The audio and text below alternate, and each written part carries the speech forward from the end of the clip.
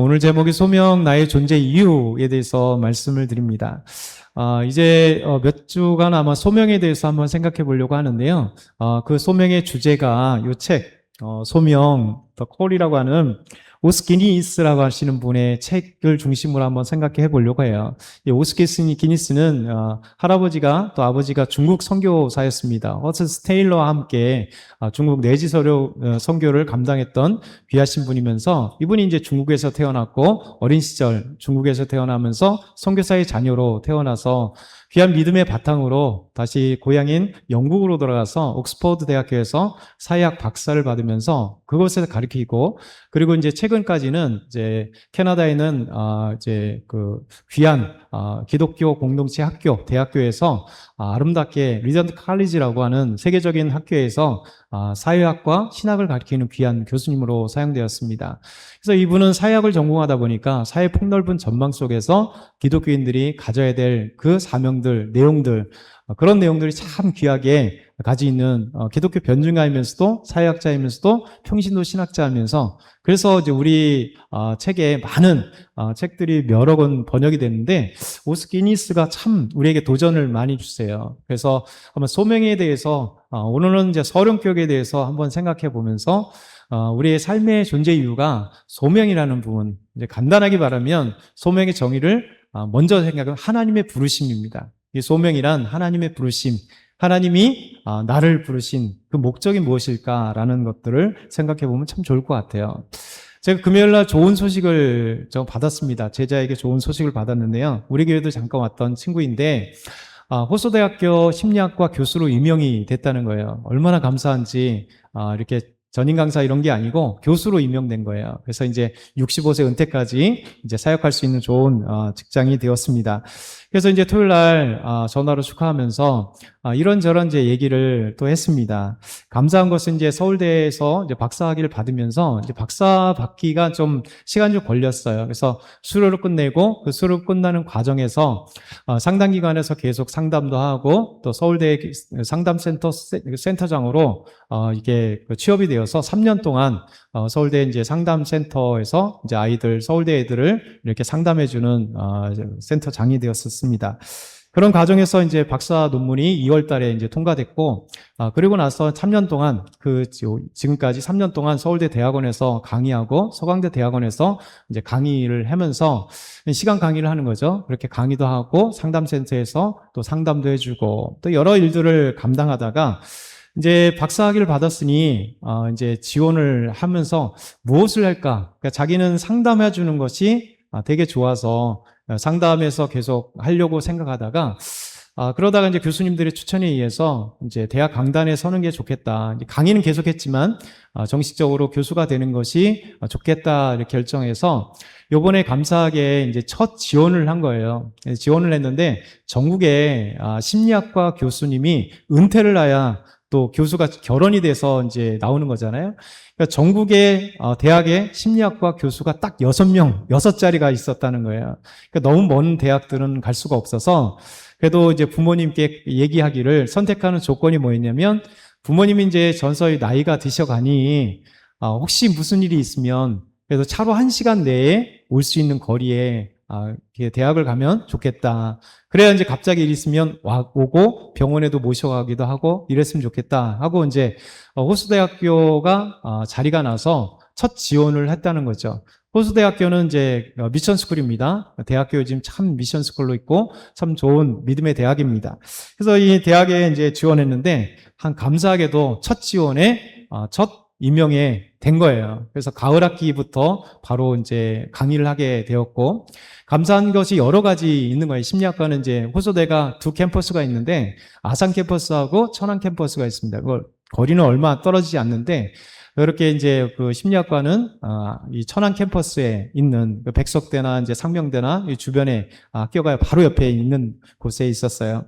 그러면서 이제 학과장이 전화를 했다는 거예요. 신임 교수가 되었으니 이제 어떤 과목을 해야 될지를 알려주면서 동시에 오시면 할 일이 많습니다. 혹시 어디 사실 거냐 했더니 저는 천안에 집을 얻을 겁니다 했더니 대부분의 이제 교수들이 서울에서 이제 왔다 갔다 하니까 여러 가지 일이 맡겨져야 될 텐데 혹시 이렇게 상담 센터장을 했으면 어떻겠냐. 그래서 이제 학교에 그 양쪽에 이제 캠퍼스에 두 개 그 학교에서 운영하는 센터가 있는데 상담센터, 학교 센터죠. 그래서 아산대학교 아산의 캠퍼스와 천안 캠퍼스에 두 개가 센터인데 두 군데를 다 맡아주면 어떻겠냐라고 부탁을 하는 거죠. 이게 보직이죠.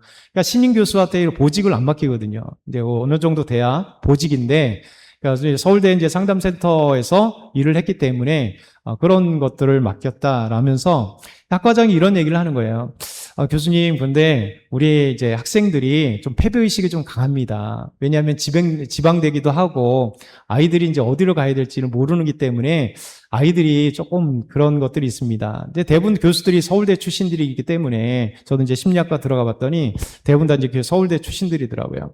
근데 서울대 출신들은 이제 자부심이 있잖아요. 나름대로 공부를 잘해왔고 자기도 있는데 근데 이제 학생들은 이제 어쨌든 간에 이렇게 패배의식이 있습니다. 그렇게 얘기했더니 제자가 그런 얘기를 합니다. 그거 잘 됐습니다. 제 전공입니다. 왜냐하면 이 친구가 삶에 있어서 많은 어려움들이 있었거든요. 왜냐하면 장애가 있다 보니까 어렸을 때, 아기 때는 몰랐는데 처음으로 초등학교 가니까 이 장애가 있다는 것 때문에 딴 세상으로 아이들이 보는 것 때문에 처음에 되게 힘들어를 했거든요. 지나고 나서 또 이제 대학에 들어갈 때 외고를 나왔는데 대학에 진학을 할 때 수능 바로 직전에 한 달 전에 손가락이 장애가 있으니까 한쪽만 있는데 한쪽 장애로 이렇게 열심히 공부를 했는데 그 손가락이 이제 부러진 거예요. 그러니까 어떻게 될까? 그러다가 이제 어느 정도 나을 쯤 됐는데 수능 일주일 남겨놓고 또 그 자리가 이제 또 탁 하면서 부서진 거예요.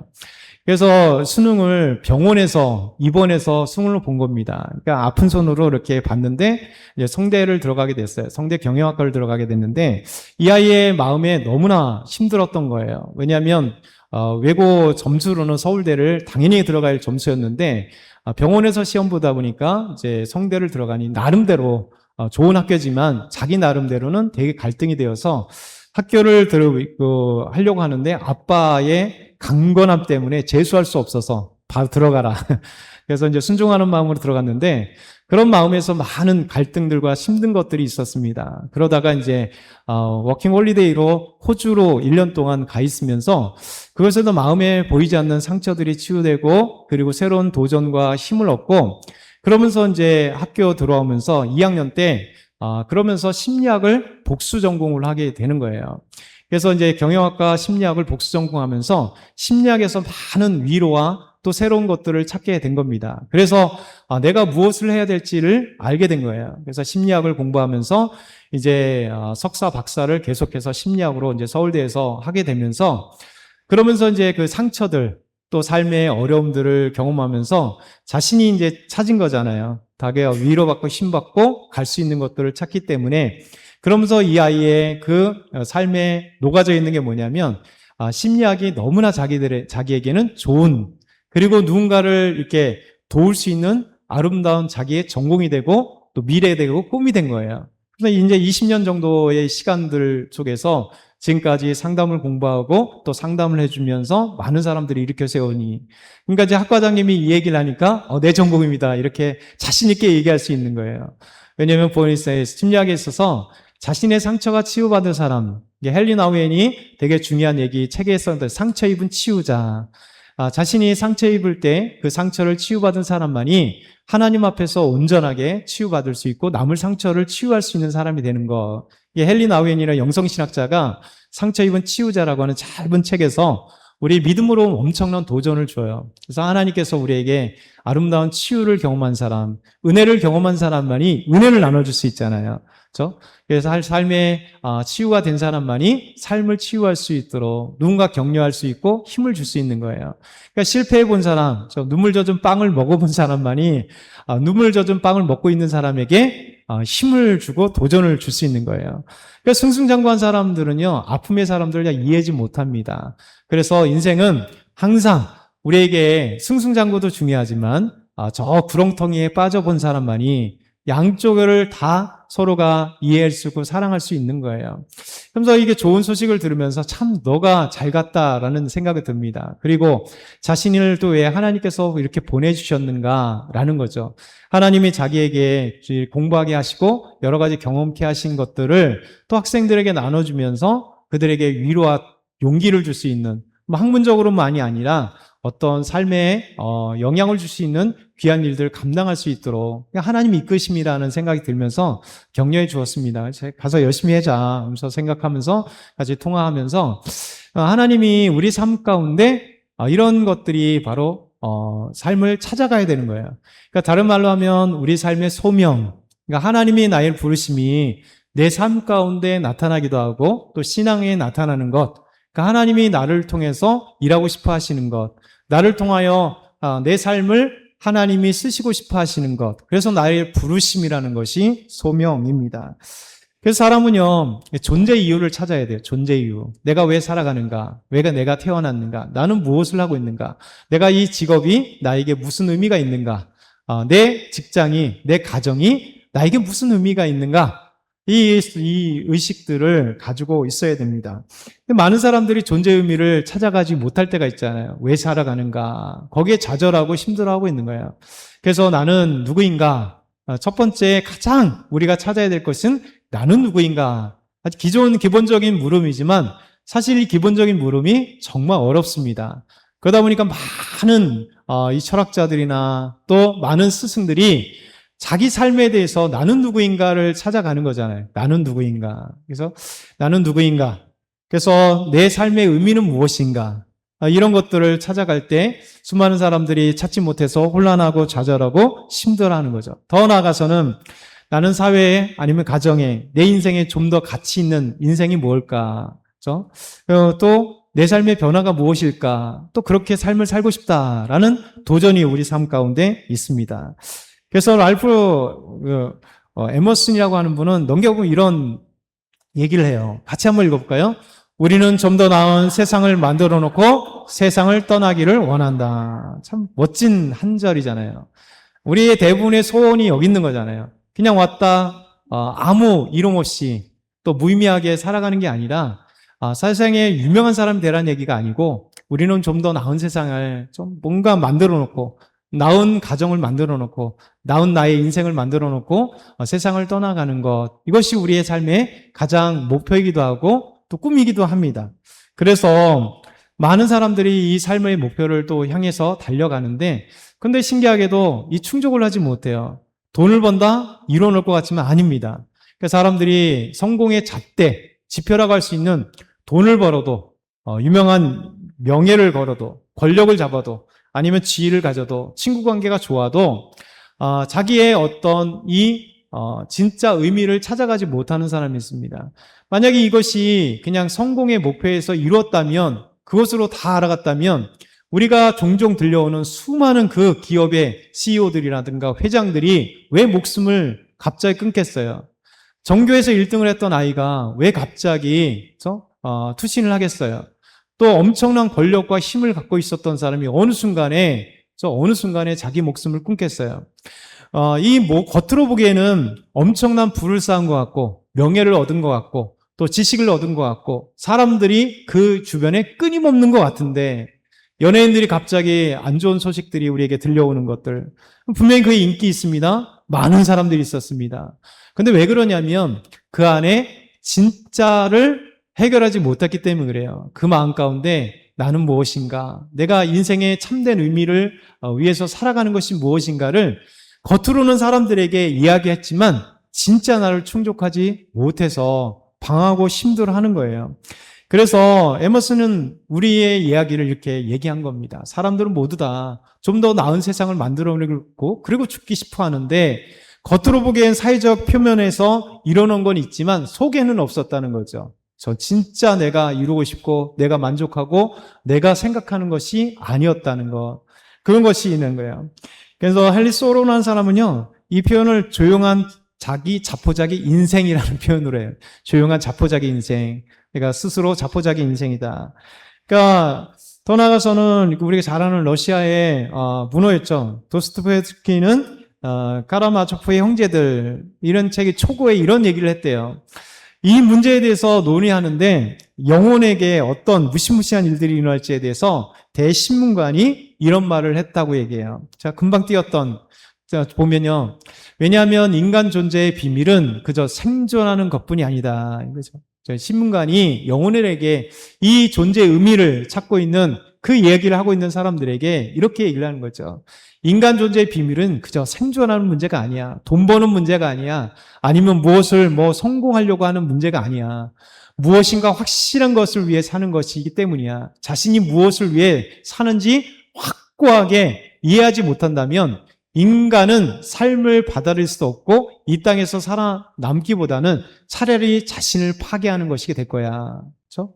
이게 그 인간적인 근원적인 문제를 그렇죠? 도스토옙스키는 이런 표현을 하는 거예요. 그래서 우리 삶의 가장 근원적인 갈등, 고민 그런 것들이 해결되지 않으면 아무리 화려한들 생각하지 못한다라는 것이죠. 그래서 우리의 삶의 궁극적인 목표, 인생의 의미, 나는 누구인가 이런 것들에 대해서 우리가 끊임없이 생각하고 하나님께 기도할 필요가 있는 거예요. 그래서 하나님 앞에 이 문제를 해결할 때 궁극적인 삶의 의미를 찾고 내가 하나님 앞에 누구인가를 알 때 기쁨이 샘솟게 되는 것이죠. 많은 사람들이 이제 갈등하게 되잖아요. 그래서 특별히 기스 오니스는 이런 얘기를 합니다. 10대들은 대부분의 삶을 어디에서 바쳐요?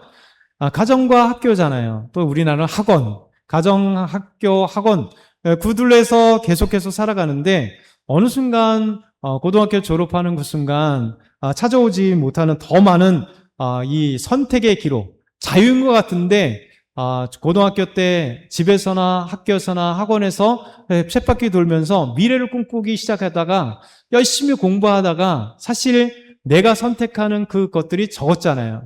근데 졸업하는 순간 성인이 되는 순간 선택의 문화가 자유의 세계가 딱 오는 순간 혼란스럽다라는 거죠. 그래서 10대들은 그 순간이 가장 혼란스러울 때 있다라고 얘기를 합니다. 그러면서 대학생들은 언제가 가장 혼란스러우냐? 대학 되는 순간 모든 우리나라뿐만 아니라 모든 젊은이들이 뭐라고 하면 세계는 내 거야. 내가 씹어 먹을 거야. 처음에 보이지 않는 그런 긍정적인 마음들이 있잖아요. 그래서 비전이 있고 꿈이 있고 내가 세상을 다 한번 이겨봐. 나는 이런 꿈을 꿔볼 거야. 나는 이런 거야. 할 거야. 하면서 도전하고 세상에 첫 발을 딛습니다. 대학생의 첫 발을 딛고 사회의 첫 발을 딛게 되는 것이죠. 근데 점점 꿈과 용기들이 어느 순간에 사라지게 되는 현실을 맞닥뜨리게 되는 거예요. 가장 중요한 건 뭐냐면 내가 선택했을 때 다른 것이 없어지는 여러 수많은 환경 속에 다 내 건지 알았더니 하나를 선택하는 순간 나머지가 사라져 버리고 또 하나 선택하는 또 나머지가 사라지고 그리고 점점 가면 갈수록 나는 세상의 고래가 아니라 세상의 새우가 돼버리는 나의 연약함을 알아가는 그때가 바로 대학생들이고 젊을 때예요. 20대가 그러잖아요. 그리고 우리가 지나가 보면 20대를 뭐라고 얘기해요? 야, 너희는 진짜 세상을 다 씹어먹을 수 있는 거야. 돌도 씹어먹을 수 있는 나이야. 이 세상을 나무 다 꿈꿀 수 있는 나이 아니냐? 라고 생각하는 게 20대잖아요. 근데 20대에 가장 또 생각하는 게 반대로 그런 꿈과 좌절들이 함께 공존하는 세계가 20대입니다. 꿈을 꿨다가 현실 앞에 좌절되고 그러니까 세상을 우리가 살아가는 데 있어서 그런 거죠. 이 30대라고 하는 것은 뭐냐면 한때 부모가 가졌던 기대감들, 부모들이 나에 대한 기대감들이 엄청 컸잖아요. 20대는 막 왔다 갔다 하고 중요하고 생각하는데 30대에 접어들면 어느 정도 이제 서서히 이뤄가야 되는데 내 자신이 점점 부모가 기대했던 것과 달리 또 친구들과 함께 논의했고 생각하고 꿈꿨던 것과는 달리 어느 순간에 이제 어느 정도 이렇게 조금 좁아지고 있잖아요. 그러면서 30대가 되면서 이런 어떤 삶의 방식과 내 삶의 현실과는 동떨어진 삶을 살아가고 또 살아가게 되는 것 때문에 그곳에서 갈등하는 것이 30대라 이렇게 얘기를 합니다. 그럼 40대가 되면 내가 나의 은사, 나의 일, 좋아하는 일 어느 순간에 와보니까 그런 것이 아니라 결국 살아가기 위해서 처절하게 지금 나의 비전들과 나의 꿈과 나의 은사들 그건 상관없이 일하고 있는 나의 모습을 보면서 그러면 점점 40대가 되면 이제 여러분들 다 경험했잖아요. 엄청나게 다 할 수 있을 것 같이 생각했다가 40대가 되면 어느 순간에 하나씩 내가 부적격자가 되는 사회에서 부적격자가 되는 그런 느낌을 들어요. 이력서를 내도 퇴짜를 맞고요. 무슨 일을 하고 싶어도 이제 두렵기 시작하고 이런 것들이 이제 또 40대가 되는 겁니다. 그러면서 과연 남은 생애 동안 이 일을 계속할 수 있을까? 내가 하고 있는 직장이나 사업에 어떤 퀘스천이 계속 갖는 거예요. 뭐 성공했으면 정말 잘 나간다면 그런 생각 안 하지만 대부분의 사람들은 이 일을 계속 할 수 있을까? 내가 좋아했던 일은 아닌데, 내가 꿈꾸던 일은 아닌데, 라고 하는 사람들이 대부분 다라는 것이죠. 자녀를 키운 사람들에게 있어서는 열심히 아이들을 키우다 보니까 온 힘을 다 쏟았는데, 어느 순간에 이 아이들이 이제 크기 시작했고, 성인이 되고, 또 출가하기 시작하면, 내가 해야 될 것들이 이제 더 이상 없는 거예요. 비록 이제 할머니가 되어서 아이를 키워주는 건 있지만, 잠시 이렇게 맡아주거나 키워주는 거지, 그러면서 이제 그때는 또 인생의 후반전을 생각하면서 지금까지 자녀의 온통 쏟았던 모든 것들을 이제 새로운 이 공백을 채워야 될 것이 무엇일까라고 하는 것에 혼란스럽고 또 고민한다는 것이죠.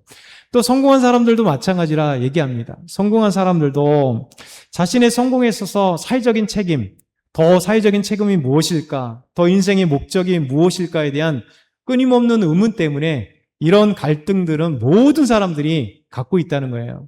그러니까 나만 갖고 있는 게 아니라 성공하던 안 하던 일상생활에 갖고 있는 사람들이든 20대든 10대든 30대든 40대든 50대든 60대든 70대든 상관없이 모든 사람들이 이런 다양한 것들을 갖고 있다는 거예요. 그러면서 직업을 바꿀 때도 이런 고민이 있고, 이사를 갈 때도 고민이 있고, 결혼이 깨졌을 때도 이런 고민이 있고, 또 수많은 어떤 삶의 문제들을 갖고 있었다는 것이죠. 덴마크 철학자, 실존주의 철학자가 있어요. 키에르케고르라고 하는 또 평소 신학자이기도 하는데요. 참 키에르케고르가 믿음이 좋습니다. 그리고 그가 우리에게 던져주는, 요즘에 많이 번역이 되는데 신학적인 글, 신앙적인 글이 참 우리에게 도전이 되는 키에르케고르. 그의 책 가운데 일기라는 책이 있는데 일기 가운데 이렇게 썼습니다. 뭐라고 얘기냐면, 한번 천천히 읽어볼까요? 그것은 나 자신을 이해하는 것이요, 하나님이 진정 내가 무엇을 하기를 원하는지 아는 것이다. 그것은 나에게 참된 진리를 발견하는 것이며, 내가 그것을 위하여 살기도 하고 죽기도 있는 이념을 찾는 것이다. 게르케고르가 지금까지 이제 고민했던 그 내용들이, 그것은 나를 이해하는 것이다. 내 존재, 나는 무엇인가? 내 소명은 무엇인가? 내가 이 직업이든, 내가 이 사업이든, 내가 미래를 꿈꾸는 무엇이든 그것이 나에게 맞는 것이냐, 그리고 내가 진짜 원하는 것이냐, 하나님이 나에게 부르심의 목적이냐라는 것들, 이것이 하나님이 진정 내가 무엇을 하기를 원하는지 아는 것이다. 그것은 나에게 참된 진리를 발견하는 것이고, 내가 그것을 위해 살기도 하고 죽기도 하는 이념을 찾는 것이다. 이제 키에르케고르는 이런 얘기를 합니다. 그러면서 톨스토이가 이런 얘기를 해요. 무엇을 얘기냐면, 우리는 많은 이런 어떤 사명을 찾는 데 있어서, 소명을 찾는 데 있어서 때로는 여러 지식도 알고 또 과학적인 것도 찾아보고 하는데, 이 과학에 대해서 이런 얘기를 합니다. 과학이 무의미한 이유는 소명을 찾는 데에서 얘기하는 거예요. 과학이 무의미한 이유는 우리에게 가장 중요하고 유일한 질문, 즉 우리가 무엇을 할 것이며 어떻게 살 것이에 대한 아무런 대답을 주지 못한다. 과학을 파고든 건 많은 것들이 유익이 있죠. 과학이라고 하는 건 불필요하다는 얘기가 아니라, 우리가 지금까지 얘기했던 삶의 의미를 찾아가는 데 있어서는 과학이 우리에게 던져주지 못한다라는 것이죠. 그렇다면 어떻게 될 것인가? 이 삶의 의미, 내 존재의 의미, 이것을 찾기 위한 것이 바로 소명이라는 거예요. 소명. 오스게니스는 소명에 대해서 이렇게 이야기를 합니다. 한번 천천히 읽어볼까요? 소명이란 하나님이 우리를 너무나 결정적으로 부르시기에 그분의 소원과 은혜에 응답하여 우리의 모든 존재, 우리의 모든 행위, 우리의 모든 소유가 헌신적이고 역동적으로 그분을 섬기는데 투자된다는 진리다. 간단히 얘기하면 이거예요. 하나님이 나를 너무나 부르셔서 이제 내 모든 것을 다하여 하나님을 위해 헌신하는 삶. 하나님이 내 인생에 헌신한 삶. 그러면서 우리가 오해하면 안 돼요. 소명이기 때문에 나는 이제 목회자로 가야 되는구나. 나는 온통 전도하는 일에 내 온통 모든 시간과 노력을 다 써야 되는구나 하나님을 위해서만 해야 되는구나. 그런 얘기가 아닙니다. 소명이란 뭐냐면 내 인생의 부르심의 목적, 내 존재의 목적, 내가 직장 생활해야 되는 목적, 내가 사업을 해야 되는 목적, 우리가 가정 생활해야 되는 목적, 내 삶의 목적이 하나님이 부르심이 무엇인가를 알아가는 거예요. 그래서 지금까지는 여러분 소명을 모르면 어떻게 돼요? 모든 사람들이 알아가듯이 좋은 대학을 가야 되기 때문에 그래야 좋은 직장을 가고 좋은 삶이 되기 때문에 어찌됐든 간에 죽어라고 공부하고 온통 그 목적이 거기에요. 그래서 온통 모든 목적은 좋은 대학, 좋은 대학, 좋은 대학, 좋은 대학. 가고 나서는 또 좋은 적어도 대기업 이제 이런 것들이 이제 우리 삶에 가장 중요한 거예요. 그 목적이 뭡니까? 모든 것의 목적은 돈이에요. 더 많은 돈을 벌 수 있는 기회, 더 많은 명예를 얻을 수 있는 기회, 더 많은 사람들이 성공이라고 할 수 있는 그것들을 더 많이 이룰 수 있는 좋은 기회들이 많기 때문에 라는 것이 우리에게 던져진 거예요. 그것만을 찾아가다 보니까 지금까지 얘기했던 것이 나중에 착착 찾아올 때 나는 왜 여태까지 이랬을까? 내 존재는 무엇일까? 나는 왜 살아가는가에 대한 그런 진짜 내 안에서 충족되지 않는 모든 사람들이 고민해야 될 문제에 탁 부딪혔을 때 나는 왜 이 직장을 다닐까? 내 인생은 뭐였을까? 나는 왜 살기 위해서 허덕이면서 지금까지 왔을까에 대한 이런 그 마음들이 탁 찾아올 때 사람은 절망하게 돼 있어요. 내 인생 헛살았구나. 돈은 이만큼 벌었는데 이 돈 갖고 뭘 할 거냐? 내가 분명히 이런 직위를 얻었는데 나는 내 삶을 정말 제대로 살았는가에 대한 퀘스천들이 사람은요 다 어느 때 오게 돼 있어요. 그 사람마다 다른 거예요. 그래서 이 삶에 있어서 이런 의미를 찾지 못하면 사람은 그때부터 흔들리기 시작합니다. 방황하기 시작해요. 그러면서 좌절되고 힘들어하기 시작을 하는 것이죠. 그래서 우리가 소명이란 무엇인가, 하나님이 나에게 주어지는 소명이 무엇인가를 찾아가는 것이 너무 중요하다는 거예요. 그래서 알렉산더 또고빌이라고 하는 프랑스 이제 사회학자가 있습니다. 철학자이기도 한데 또고빌이 신앙의 시대의 인생의 최종 목표는 인생 저 너머에 있다는 거예요. 인생 더 너머에 있다. 이게 뭐냐면 사람이 보통 살아가는 데 있어서 사회에서 요구되는 목적대로 우리는 살아왔는데 알고 봤더니 그 너머에 진실한 것이 있다라는 것을 또고빌이 얘기하는 거예요. 여러분, 예수님이 2000년 전에 가장 중요한 한마디를 던졌습니다. 해변가를 지나가다가 어부들에게 한 가지 던진 게 있어요. 나를 따라오너라. 나를 따라오너라. 나를 따르라는 거예요. 내가 너희를 이제 사람 낚는 어부가 되게 하리라. 이게 바로 이 어부들에게 던져지는 주님의 소명, 부르심이었어요. 이 부르심에 놀랍게도 자신이 가지고 있던 이 어부 도구들이었던 그물을 던져주고 배를 던져주고 예수님의 부름 앞에서 탁 순종하는 그 순간 그들의 인생이 달라진 거예요. 2000년의 역사를 바꾼 예수님의 제자들이 되었던 것입니다. 여러분, 주님께서 부르심의 그 목적대로 우리가 순종하고 그 목적을 안다면 인생이 변화되는 거예요. 내 삶이 변화되고 나머지 인생이 어떻게 하나님 앞에 아름다운 인생이 될 것인가를 알게 되는 거예요. 그래서 우리가 소명을 찾는 것이 기독교인의 가장 중요한 목표예요. 하나님의 나를 부르심이 무엇일까? 하나님이 왜 나를 이 땅에 태어나게 하셨을까? 하나님이 나를 왜 이런 삶의 과정에 하나님이 나를 부르셨고 이런 삶의 과정을 살아오게 하셨을까? 그러면 이것을 통해서 나는 무엇을 해야 될 것인가? 내 직장, 나의 사업, 내 가정, 내가 살아가는 모든 것 속에서 이제는 무엇을 위해, 하나님을 위해 또 나의 삶을 위해 무엇을 할 것인가? 라는 거예요.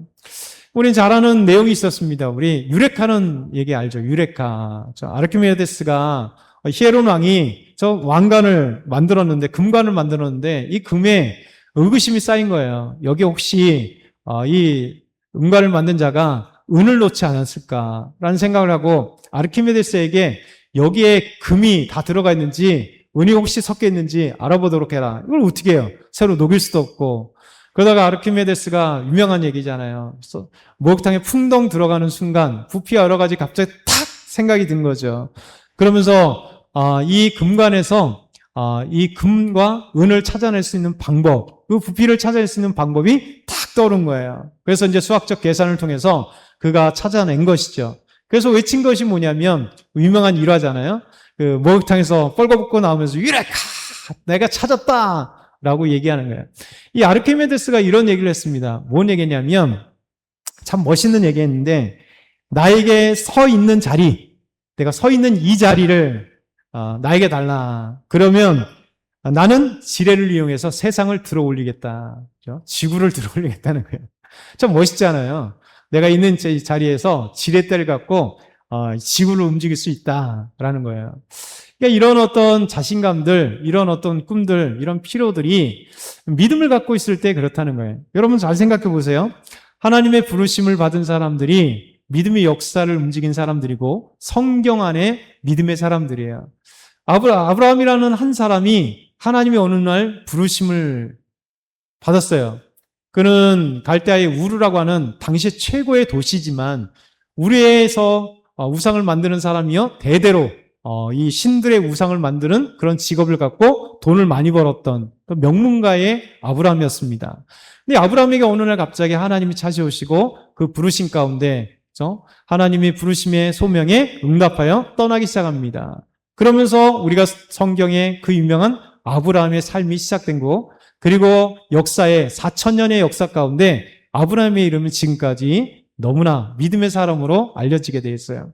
아브라함만이 아니죠. 노아도 마찬가지고 모세도 마찬가지고 여호수아도 마찬가지고 성경에 있는 그 유명한 다윗도 마찬가지고 또 예수님의 제자들도 마찬가지로 바로 이렇게 하나님의 부르심 앞에서 예스라고 했던 사람들, 그 사람들은 모두 다 자신의 인생에 내가 왜 하나님의 부르심을 받았는지에 대한 소명의 목적을 알게 되고 인생의 목적을 알게 되고 그래서 하나님 앞에서 자신이 무엇을 해야 될지를 알게 되는 거예요. 갑자기 아는 게 아니라 하나님과 동행하면서 하나님이 알려주시고 하나님과 함께 하시는 거죠.